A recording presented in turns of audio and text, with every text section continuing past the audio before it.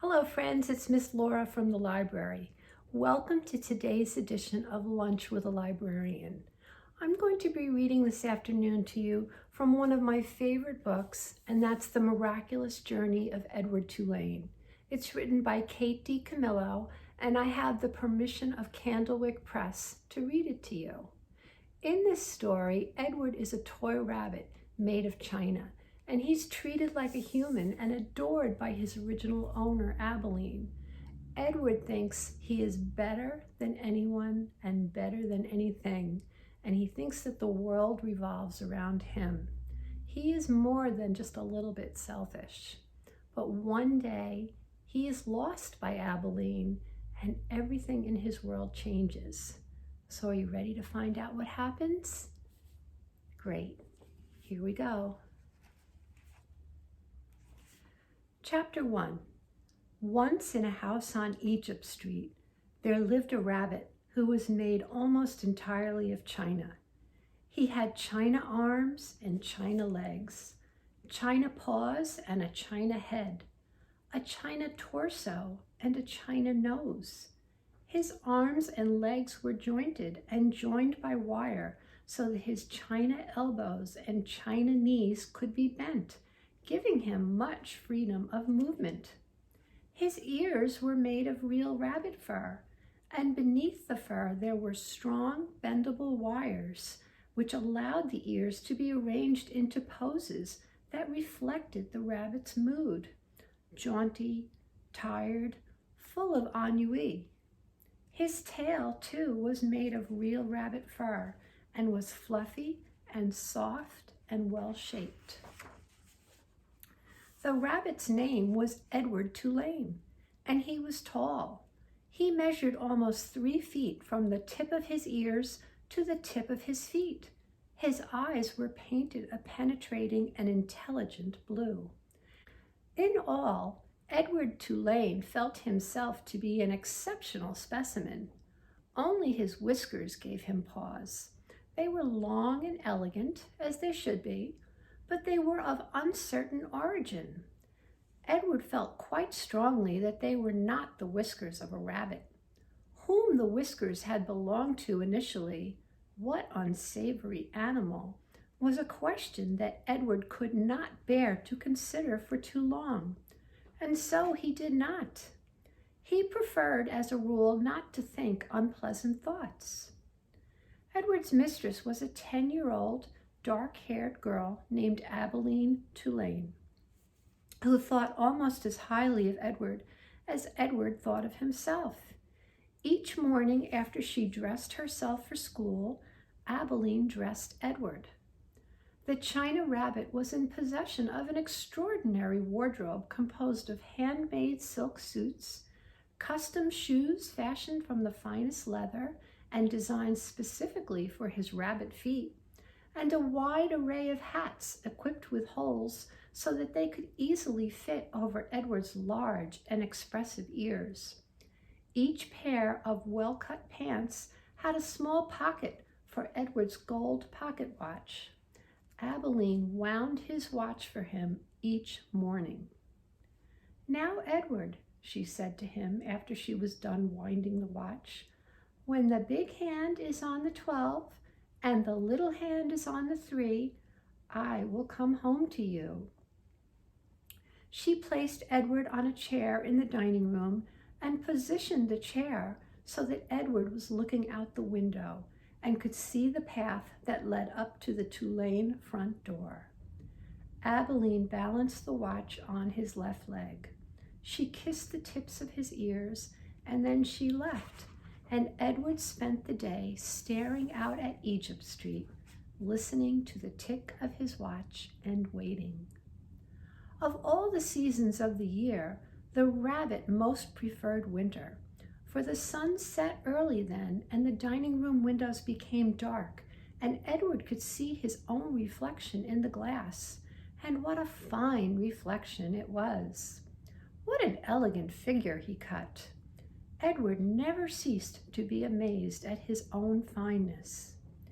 In the evening, Edward sat at the dining room table with the other members of the Tulane family: Abilene, her mother and father, and Abilene's grandmother, who was called Pellegrina.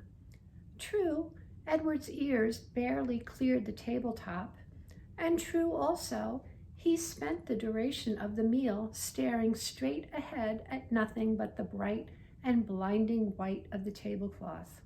But he was there, a rabbit at the table. Abilene's parents found it charming that Abilene considered Edward real, and that she sometimes requested that a phrase or story be repeated because Edward had not heard it. "Papa," Abilene would say, "I'm afraid that Edward didn't catch that last bit." Abilene's father would then turn in the direction of Edward's ears and speak slowly, repeating what he had just said for the benefit of the china rabbit. Edward pretended out of courtesy to Abilene to listen, but in truth, he was not very interested in what people had to say. And also, he did not care for Abilene's parents and their condescending manner toward him. All adults, in fact, condescended to him. Only Abilene's grandmother spoke to him as Abilene did, as one equal to another. Pellegrina was very old. She had a large, sharp nose and bright black eyes that shone like dark stars. It was Pellegrina who was responsible for Edward's existence. It was she who had commissioned his making. She who had ordered his silk suits and his pocket watch, his jaunty hats and his bendable ears, his fine leather shoes and his jointed arms and legs, all from a master craftsman in her native France. It was Pellegrina who had given him as a gift to Abilene on her 7th birthday. And it was Pellegrina who came each night to tuck Abilene into her bed and Edward into his. "Will you tell us a story, Pellegrina?" Abilene asked her grandmother each night. "Not today, lady," said Pellegrina. "When?" said Abilene. "What night?" "Soon," said Pellegrina. "Soon there will be a story." And then she turned off the light, and Edward and Abilene lay in the dark of the bedroom. "I love you, Edward," Abilene said each night after Pellegrina had left. She said those words and then she waited, almost as if she expected Edward to say something in return. Edward said nothing. He said nothing because, of course, he could not speak. He lay in his small bed next to Abilene's large one. He stared up at the ceiling and listened to the sound of her breath entering and leaving her body, knowing that soon she would be asleep. Because Edward's eyes were painted on and he could not close them, he was always awake. Sometimes, if Abilene put him into his bed on his side instead of on his back, he could see through the cracks in the curtains and out into the dark night. On clear nights, the stars shone, and their pinprick light comforted Edward in a way that he could not quite understand. Often, he stared at the stars all night until the dark finally gave way to dawn. And there's Abilene and Edward. Chapter 2. And in this manner Edward's days passed, one into the other. Nothing remarkable happened. Oh, there was the occasional small domestic drama. Once, while Abilene was at school, the neighbor's dog, a male brindled boxer inexplicably named Rosie, came into the house uninvited and unannounced and lifted his leg on the dining room table, spraying the white tablecloth with urine. He then trotted over and sniffed Edward, and before Edward even had time to consider the implications of being sniffed by a dog, he was in Rosie's mouth, and Rosie was shaking him back and forth vigorously, growling and drooling. And there's Edward in Rosie's mouth. Fortunately, Abeline's mother walked past the dining room and witnessed Edward's suffering. "Drop it!" she shouted to Rosie. And Rosie, surprised into obedience, did as she was told. Edward's silk suit was stained with drool, and his head ached for several days afterwards, but it was his ego that had suffered the most damage. Abeline's mother had referred to him as "it," and she was more outraged at the dog urine on her tablecloth than she was about the indignities that Edward had suffered at the jaws of Rosie. And then there was the time that a maid, new to the Tulane household and eager to impress her employers with her diligence, came upon Edward sitting on his chair in the dining room. "What's this bunny doing here?" she said out loud. Edward did not care at all for the word bunny. He found it derogatory to the extreme. The maid bent over him and looked into his eyes. "Huh," she said.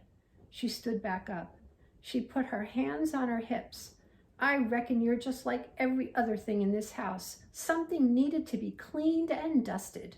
And so the maid vacuumed Edward Tulane.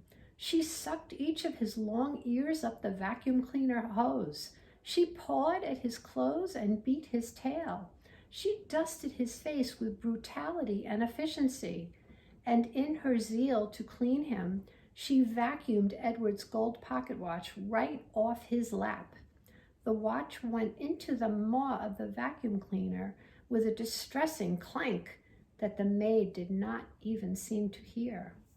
When she was done, she put the dining room chair back at the table, and uncertain about exactly where Edward belonged, she finally decided to shove him in among the dolls on a shelf in Abeline's bedroom.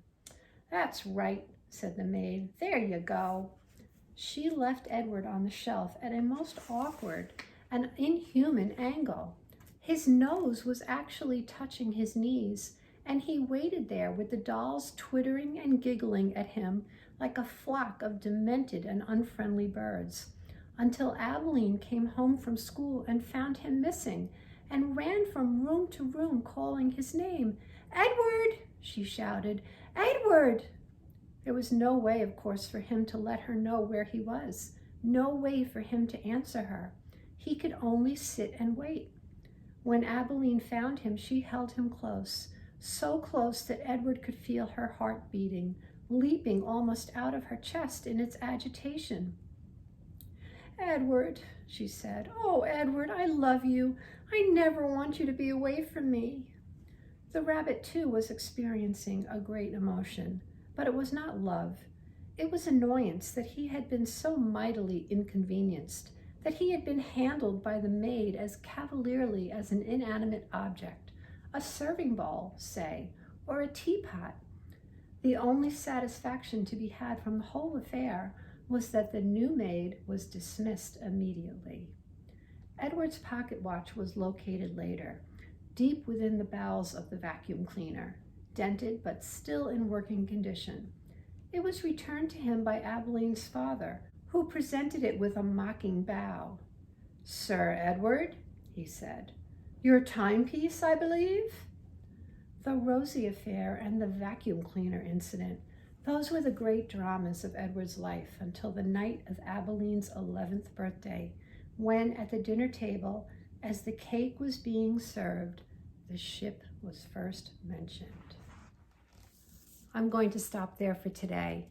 There are a lot of changes in store for Edward, and we're going to be finding out very soon what they might be. I hope you'll join me for the next episode of Lunch with a Librarian, where we'll be reading chapters 3 and 4 of The Miraculous Journey of Edward Tulane.